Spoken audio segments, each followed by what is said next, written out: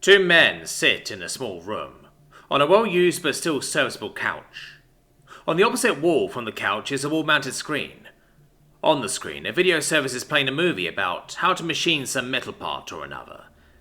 The two men sit quietly and watch. When the video is over, one of the men points a small device at the screen, where a list of video suggestions is listed. After a minute of scrolling, he selects a video, which begins playing. The two men barely speak. Only the occasional "go back" one or "oh, yeah." After several hours, there was finally a bit of activity.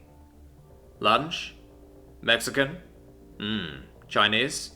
Oh, good call. Usual? Yup.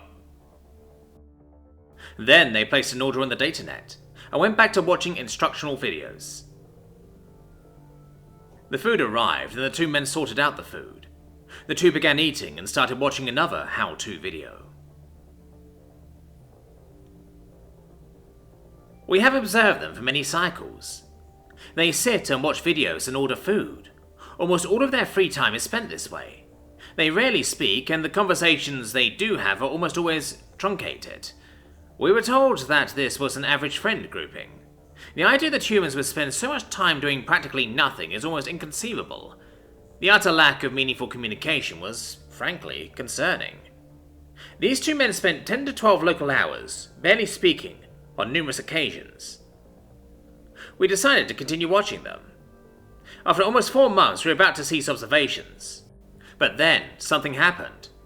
The weather had changed to be warmer, apparently. This was an Earth phenomenon known as spring. With the warming of the environment, the two men stopped watching videos and began to work on projects in a makeshift workshop.